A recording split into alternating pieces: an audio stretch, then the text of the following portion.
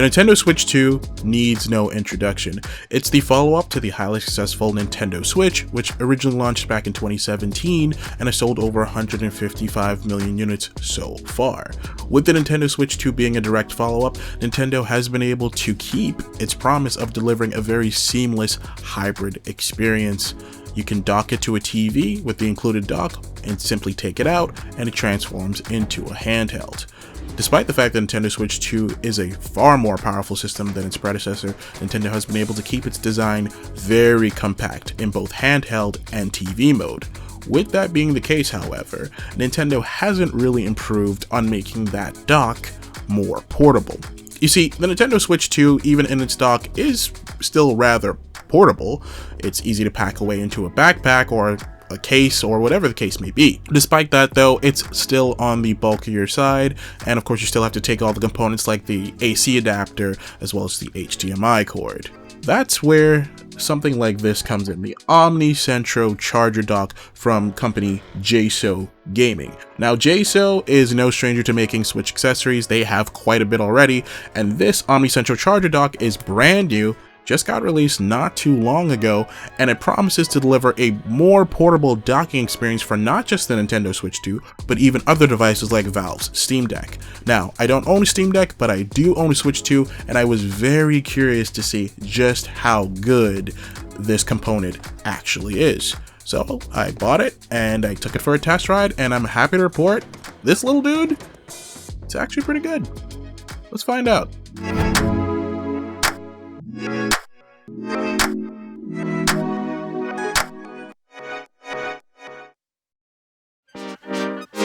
What makes the JSAUX OmniCentro charger dock, that's an incredibly long name, so I'll just call it the OmniCentro from now on. What makes this thing so interesting is the fact that this is basically the same size and design as a typical smartphone charger.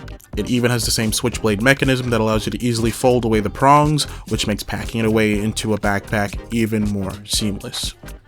With the OmniCentro dock, you get 3 ports, a USB-C port, which of course will connect to the device of your choice, as well as a USB-A port to connect any accessories such as a wired controller, for instance, and then of course the HDMI out port. Specs wise, it features a voltage of 65 watts, making charging very easy, and it can handle charging the Switch 2 even when it's docked, and also it can output up to 4K at 60 Hz. Now, I don't have a 4K TV, but I do have a simple little humble 1080p TV, so that's the setup that I'm running, and I'm happy to report that it worked basically seamlessly. All you have to do is plug in the dock, then connect up your Switch 2, rest it aside, and just go to town. There was no setup, no firmware updates or anything like that.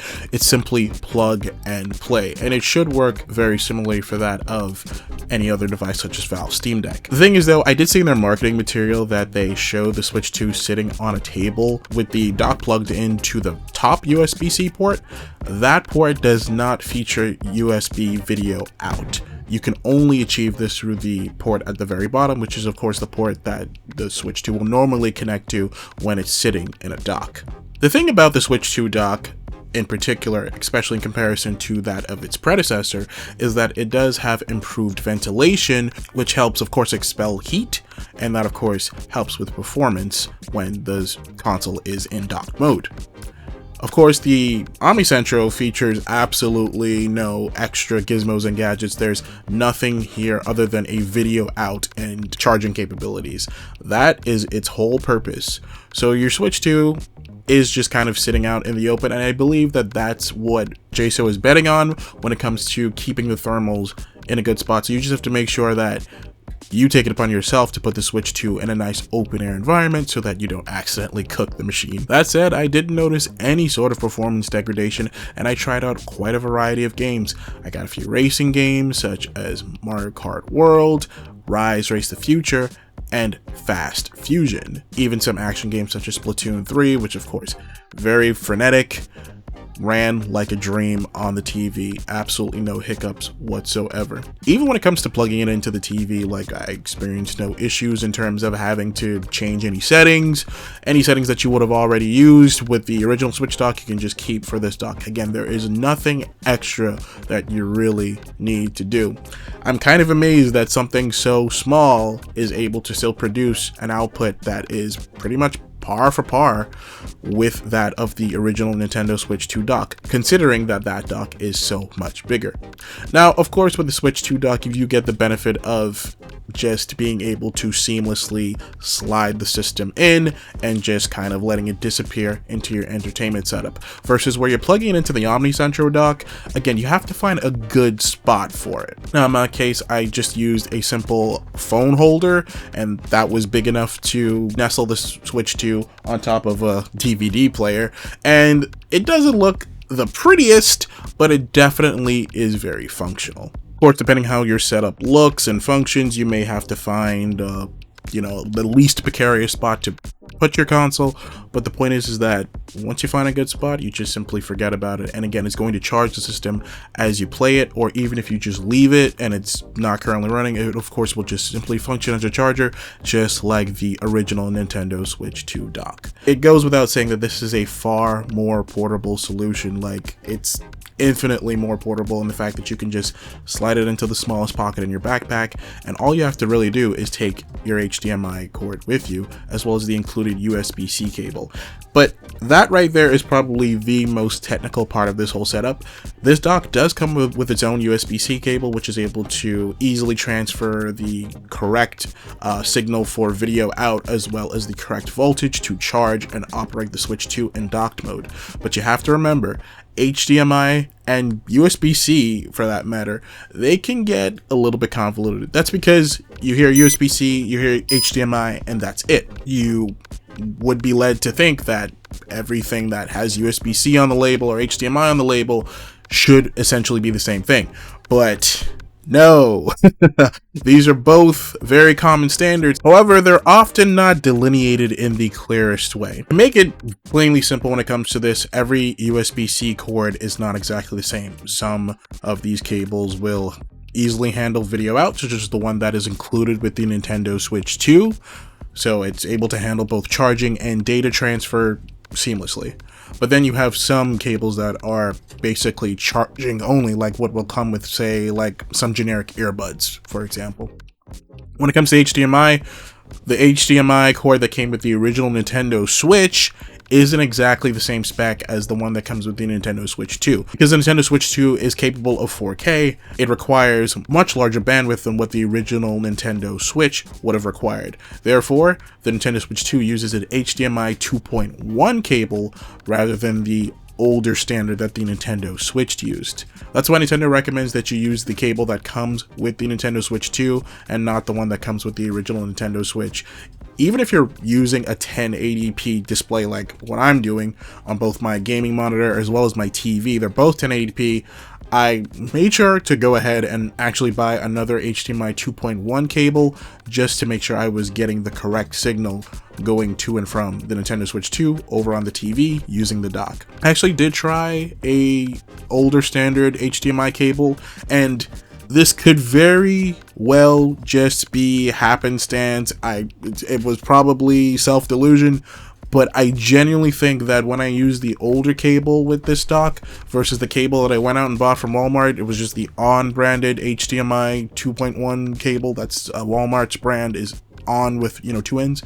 I generally feel like Walmart's cable provided a slightly smoother experience on the TV using the OmniCentro dock.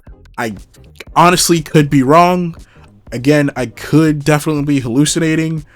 I really do think I just primed myself because I had the knowledge of, oh yeah, that's right, the cable that I already had wasn't exactly the same as the HDMI cable that came with the Switch 2.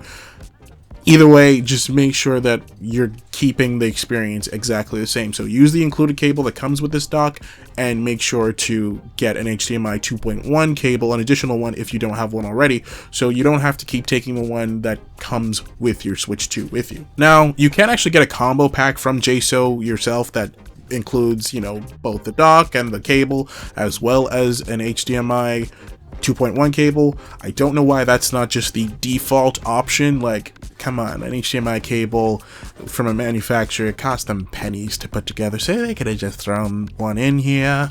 But either way, it's just something to keep in mind.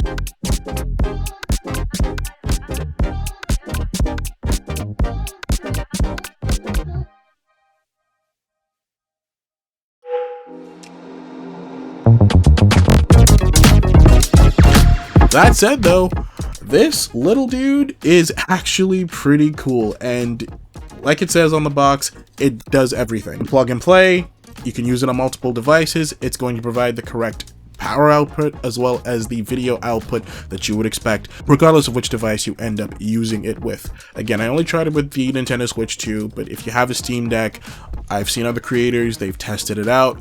It does work as promised.